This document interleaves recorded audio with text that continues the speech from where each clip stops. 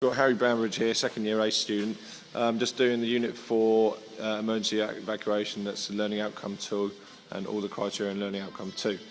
Okay, so the scenario is we're in the gym, Harry's the actual coach for it, and there's just been a knockout or a knockdown and the boxers are still lying on the floor. So firstly, why do you think it's important that you've got to remain calm when you go up to the boxer on the floor?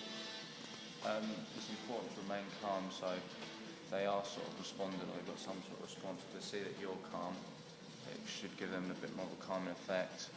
And also the people around, if they see you're not calm, then they might change their behaviour and they become a bit erratic too.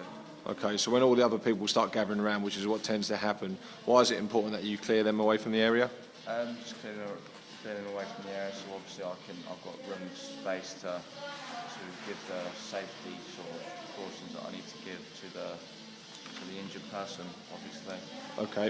And just make sure I've got room to work and I can obviously do what I need to do necessary. Put them in recovery position, check for response, make sure they're not going to remove their gum shields so they don't swallow their tongue. Okay, and what sort of help might you need from other people in the gym? Ideally, it would be good for them to go get a first aid kit if needed, and maybe go get some help from another first aider on site. Okay, so you put them in the recovery position and they are breathing, etc. Their airways open, but they're still quite groggy. How would you decide whether you think you need to take them to hospital or not? How would I would maybe give them another minute and see if they come round. If not, I'd say I'd get another first aider, call for a second opinion. Second opinion is obviously always good. And then just take it from there. If they come round maybe a minute later and they don't seem too concussed, then I don't think they would need to go. But if okay. Obviously shown. And you could always call the emergency services and get their opinion on it as well. Yeah. And they'd say whether they think you should or not. Okay, what kind of assurance and comfort can you provide the person who's lying on the floor?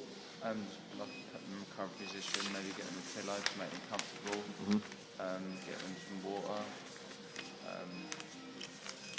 Ask if there's anyone, if they are responding, ask them if there's anyone they want me to call or, okay. In these situations, blood tends to move towards the main organs like the heart, lungs, kidneys, etc. So it leaves the extremities quite cold. So what else can you do? Just put their legs in a raised position. Okay. So get the blood to the vital organs. Mm-hmm. Okay, and also a blanket as well if they're feeling cold. Okay.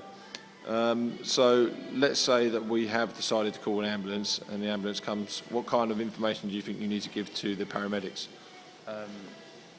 Age, if they've got any past medical history, and just explain to them what's happened, what the injury is, how it happened, and just pass on as much information as they ask and they need to know. Okay, so the situation developed. So there's the ring. In theory, we've got our boxer lying there, who is recovering from a knockdown. Unfortunately, the alarm goes. The fire alarm goes. So we've got to prioritise what to do now. So what can you do? In that position, I'd get the tech casualty with me. Obviously, I'd maybe use another member of the class to help me get them out of the ring. Okay, so where's the nearest emergency exit? Head straight for that door there. Okay. Go straight out that door and then follow the road up, head to the tennis court, which is the fire assembly point. That's where we'd gather, obviously, for safety. So which is just there. Just up there, up on the left, and then the tennis court, so just up there. Okay. And then obviously we come back in once the fire brigade has told us it's okay to do so. Right, so that's all sort of finished now. So obviously we don't want this happening again. So how can you manage that knockdown not happen again? Well, first of all, I'd have to find out what happened. Yeah. See what happened, and obviously in boxing, these things is always possible, but maybe you can eradicate it. There's some maybe to ease the power from sparring. Okay.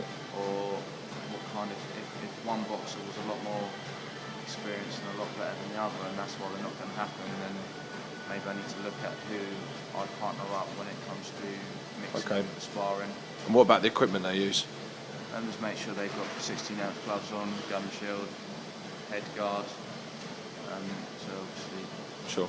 So it could be that one of the boxers has got 12-ounce gloves on and there's no padding on them, or one of the guys not wearing the correct headgear, or something like that. So just check the gear.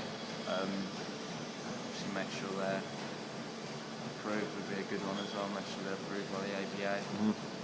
And just check that the head guards are correctly fitted. And they've got a gum shield that actually fits them, and just make sure they all. It'd be a good idea to check the equipment before each session. Just make sure the glove hasn't picked up a tear and it's lost all the cushioning. And that would improve the safety of the boxers in the future. And who do you actually report that? If it was in this gym, who do you report the incidents to? If you were the coach? You would file it and you would report it to. I don't know the answers. Well, there's a health and safety executive. Yeah, you put it in the health and safety log and then report it to the health and safety executive. Okay, that's it. And then it's their responsibility to report it to Riddle Yeah. if it results in them being off work or college for 3 days. Yeah. Okay.